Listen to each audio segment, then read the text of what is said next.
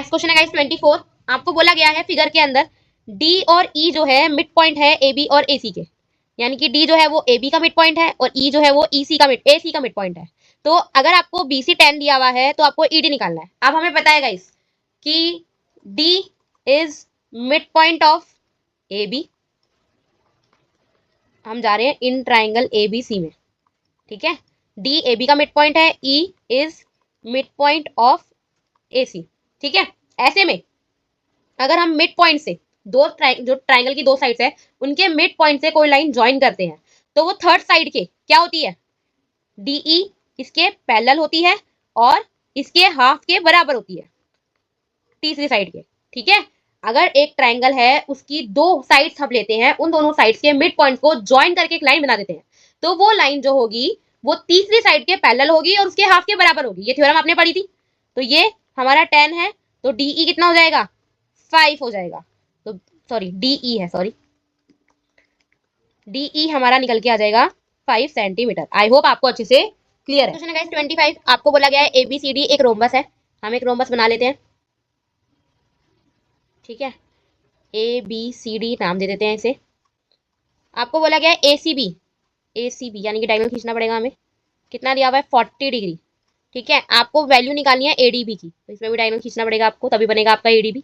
यही बनेगा ना एडीबी, यही एंगल है आपका एडीबी, ये फाइंड करना है। अब हमें पता है कि रोम्बस है, आमने सामने की साइड्स पैरेलल होती है, एक पैरेललोग्राम है रोम्बस, तो हम बोल सकते हैं सिंस ए डी पैरेलल होगा हमारे बी सी के, है ना, ये वाली साइड के पैरेलल होगी।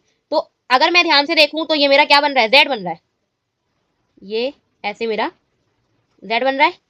तो ये वाला एंगल और ये वाला एंगल इक्वल हो जाएगा, तो मैं बोल सकती हूँ एंगल डी ए, इसको ले लेते हैं पॉइंट ओ, ओ बराबर होगा हमारे सी ओ सॉरी बी सी ओ के, ठीक है। तो दोनों क्या हो जाएंगे 40 डिग्री, क्या लिखेंगे हम, ऑल्टरनेट इंटीरियर एंगल्स, ठीक है। तो ये भी कितना हो गया 40 डिग्री हो गया। अभी हमें पता है since diagonals a c and b d bisect करते हैं एक दूसरे को एट 90 डिग्री, है ना, एक दूसरे को 90 डिग्री पे काटते हैं ये डायगोनल्स। तो ये कितना हुआ 90 डिग्री, चारों ही 90 डिग्री होंगे। फिलहाल हमें एक की जरूरत है तो हम उसको लिखते हैं, ये हो गया 90 डिग्री। अब हम जाते हैं तो इसके हिसाब से हमारा जो एंगल है ए ओ डी, जो फिलहाल चाहिए सिर्फ वही लिख रहे हैं हम in triangle A o d में।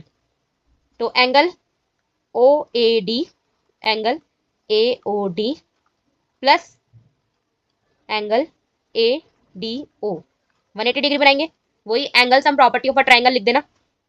ये आपका 40 डिग्री है, ठीक है, और ये आपका 90 डिग्री है, 130 हो गया। तो कितना आ जाएगा a d o 180 minus 130, 50 degree. अब ए डी ओ जो है ये वाला जो एंगल है, चाहे इसको आप ए डी ओ बोलो, यहां तक छोड़ दो, या थोड़ा सा आगे ले जाओ ए डी बी बोल दो, बात तो वही है, एंगल तो यही वाला है। तो ए डी बी हमारा आ जाएगा 50 डिग्री। आई होप आपको क्लियर है। नेक्स्ट क्वेश्चन है गाइस 26। आपको बोला गया है एबीसीडी एक पैरेललोग्राम है, आपको x प्लस वाई की वैल्यू फाइंड करनी है। तो पहले तो ध्यान से देखो, आपके सी और डी पैरेललोग्राम के दो कॉन्सिक्यूटिव एंगल्स है या एडजेसेंट एंगल्स है, तो हम बोल सकते हैं कि अगर हम सी और डी को प्लस करेंगे तो आंसर 180 डिग्री आएगा, ठीक है। तो सी जो है वो 80 है और डी जो है वो x है, तो x आ जाएगा 100 डिग्री, ठीक है, x तो आ गया 100 डिग्री। अभी अगर हम बात करें एंगल ए की, इस वाले एंगल की बात करें, इसको एंगल 1 ले लेते हैं, तो एंगल सी और एंगल 1 बराबर होंगे आपस में, क्या है, opposite angles of a parallelogram, पूरा लिख लेना, opposite angles of a parallelogram. तो ये 80 था, तो ये भी आपका कितना हो गया 80 हो गया, ठीक है। और ये दोनों मिलके क्या बना रहे हैं, लीनियर पेयर बना रहे हैं। तो x plus angle sorry y plus angle 1 मिलके बनाएंगे 180 डिग्री, लीनियर पेयर्स हैं, ठीक है। तो y तो हमारा निकल के आया नहीं है अभी, 1 है हमारे पास 80 डिग्री,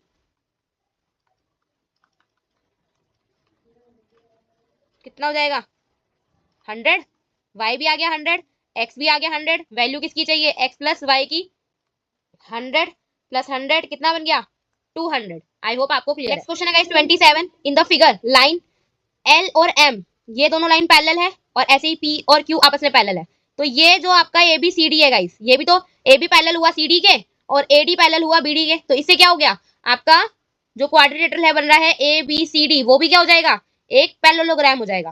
ठीक है, हमको क्या करना है, चारों एंगल का, अच्छा सॉरी, चारों एंगल की वैल्यू निकालनी है। आपको एक एंगल दिया हुआ है 108, बी सी डी, आपको एक एंगल दिया हुआ है 108। तो अगर ये पैरेललोग्राम है, अपोजिट एंगल्स आपस में इक्वल होंगे, तो ए और सी तो बराबर हो जाएंगे अपने आपस में, क्या क्या है 108 1808, और बी और डी आपस में इक्वल हो जाएंगे, इसको हम एक्स ले लेते हैं। ठीक है, अब चारों एंगल का सम कितना बनेगा, अगेन 360, क्वाड्रिलेटर से क्वाड्रिलेटर के जो चारों एंगल्स होते हैं सम कितना होता है 360, ए है 108, एक्स को बी को हमने एक्स लिया है, ये 108 है, इसको हमने एक्स लिया है, तो 2x प्लस 216,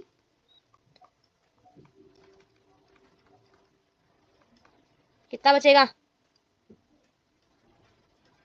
नीचे 2 ले आते हैं, 72।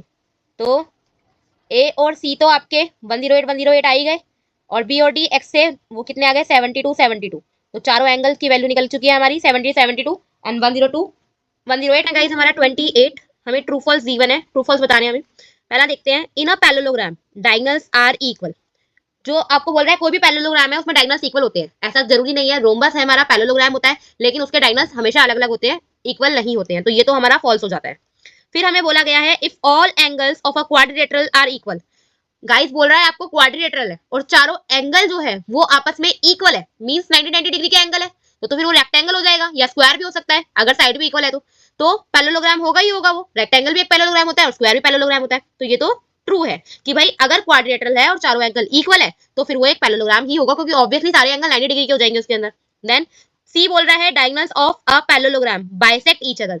यस, ये ठीक है, 90 डिग्री पे करते नहीं करते ये श्योरिटी नहीं होती है, लेकिन अगर एक पैरेललोग्राम है उसके डायगोनल एक दूसरे को हमेशा बाइसेक्ट करेंगे ही करेंगे, तो ये तो ट्रू है। Then diagonals of rhombus are equal. अभी सबसे पहली प्रॉपर्टी जो पहला वाला हमारा गलत गया है, वो क्यों गया है, इसलिए तो गया क्योंकि पैरेललोग्राम में एक रोम्बस ही एक पैरेललोग्राम है जिसके डायगोनल्स इक्वल नहीं होते, तो ये स्टेटमेंट तो ऑब्वियसली हमारी फॉल्स ही हो जाएगी, है ना, क्योंकि डायगोनल्स अलग अलग होते हैं रोम्बस के अंदर। All angles of parallelogram are acute angle.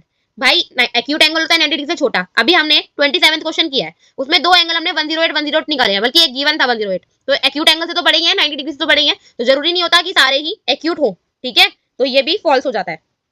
बोल रहे हैं एक ट्रेपीजियम है, उस ट्रेपीजियम के अंदर अगर जो दोनों पेयर है अपोजिट साइड्स के वो पैरेलल है, अगर पैरेलल ही हो जाएंगे, ट्रेपीजियम बोलते ही क्यों है, क्योंकि सिर्फ दो साइड ऐसी होती है जो पैरेलल होती है, दो साइड पैरेलल नहीं होती है, ऐसा ही होता है, जब तो उसको हम ट्रेपीजियम बोलते हैं, ट्रेपीजियम की शेप बनती है, तो एक ही अपोजिट पेयर जो होता है वो हमेशा पैरेलल मिलेगा, दूसरा वाला नॉन पैरेलल होता है, तभी उस शेप को हम ट्रेपीजियम कहते हैं। और ये कह रहा है कि पैरेलल होती है दोनों दोनों पेयर्स, तो ये भी हमारा फॉल्स हो जाएगा। आई होप आपको अच्छे से क्लियर है। नेक्स्ट क्वेश्चन गाइस फिलअप से हमारे पास पहला है opposite angles of parallelogram are. हमेशा पढ़ा था हमने यही, पैरेललोग्राम के अंदर अपोजिट एंगल्स हमेशा क्या होते हैं, इक्वल होते हैं।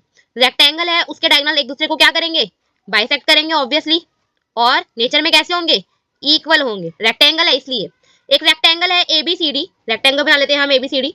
आपको बोला गया है कि जो आपका एसी है वो आपके एंगल ए को और बी को बाइसेक्ट, ए और सी को बाइसेक्ट करता है, ऐसे ही एंगल तो हमारा जो एबीसीडी है वो क्या होगा, अगर बाइसेक्ट कर रहा है गाइस, बाइसेक्ट कर रहा है, तो आपने अपनी जो आपका चैप्टर है 8.1 की अपनी एक्सरसाइज की होगी, तो आपने देखा होगा कि ये दोनों साइड हम इक्वल ले आते हैं, है ना, जब हम इसको प्रूव करते हैं, दोनों ट्रायंगल को कॉन्ग्रुएंट प्रूव करते हैं, तो ये दोनों साइड भी आपस में इक्वल आ जाती है। रेक्टेंगल है आमने सामने की तो इक्वल होती है, एडजेसेंट इक्वल आ जाती है, तो क्या बन जाता है, स्क्वायर बन जाता है।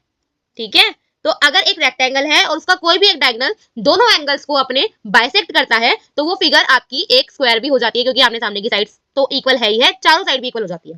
देन 32 एक क्वाड्रिलेटरल है, वो एक पैरेललोग्राम है। अगर दोनों पेयर ऑफ अपोजिट साइड जो होंगी पैरेलल होंगी तभी तो आपका पैरेललोग्राम बनेगा, और इक्वल भी होनी चाहिए, है ना। जब आपकी दो कोई भी आमने सामने वाली जो साइड्स हैं क्वाड्रिलेटरल के अंदर पैरेलल होंगी और इक्वल होंगी, तभी तो वो पैरेललोग्राम बनेगा, है ना, तो पैरेलल भी आएगा और इक्वल भी आएगा।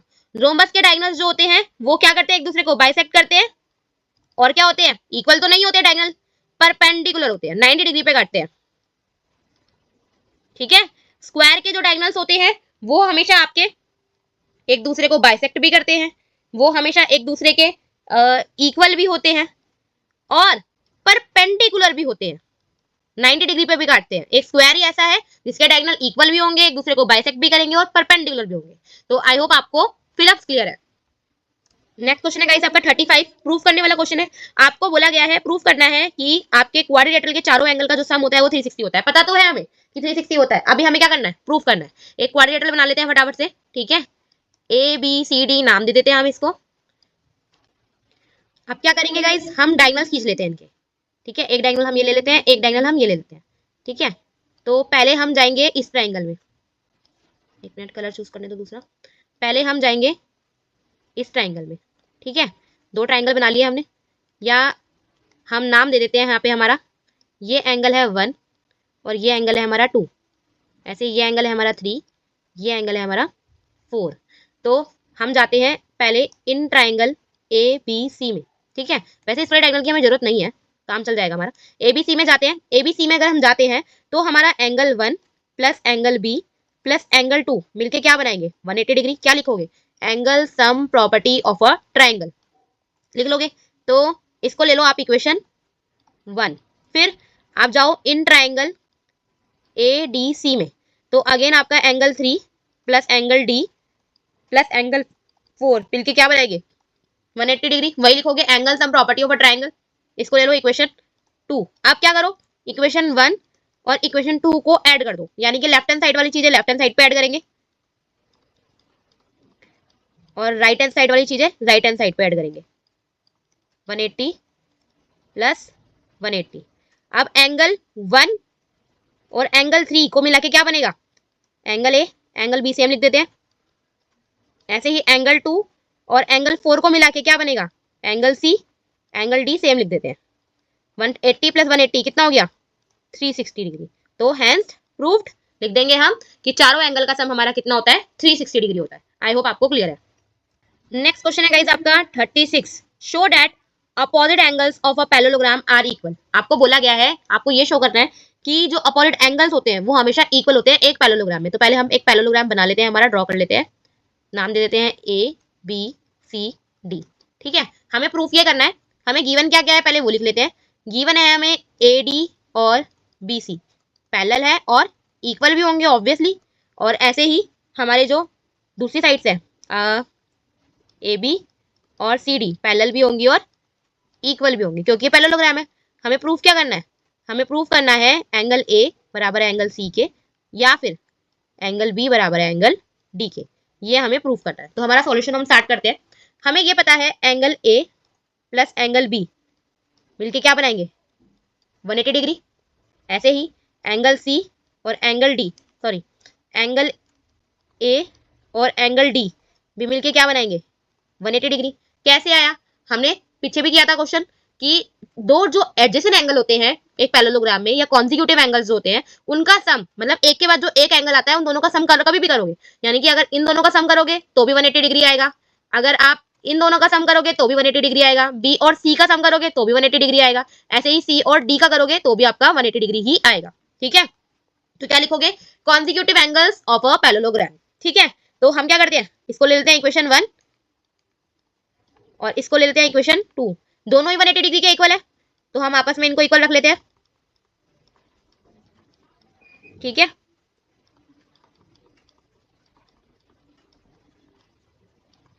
इस वाले एंगल को मैं इधर ले आई, दोनों कट जाएंगे, एक प्लस का एक माइनस का, क्या हुआ, बी और डी हमारे इक्वल आ गए। सिमिलरली हम यही लिखेंगे कि एंगल ए और सी भी आपस में क्या होंगे, इक्वल होंगे। तो हैंस प्रूफ अपोजिट एंगल्स जो होते हैं हमारे किसी भी पैरेललोग्राम में वो इक्वल होते हैं। आई होप आपको अच्छे से क्लियर है। 37 क्वेश्चन गाइस, एक पैरेललोग्राम है एबीसीडी। आपको दिया हुआ है एंगल बी 110, तो आपको ए और डी निकालने हैं, ए और डी निकालने हैं, ठीक है। बहुत सिंपल क्वेश्चन है, आपका बी और डी तो इक्वल हो जाएगा। 110 क्या लिखोगे, opposite angles of a parallelogram, पूरा लिख लेना, ठीक है। और angle a plus angle b का सम कितना होगा, 180 डिग्री, वही एडजेसेंट एंगल या consecutive angle of a parallelogram लिख सकते हैं हम पूरा। बी कितना है 110,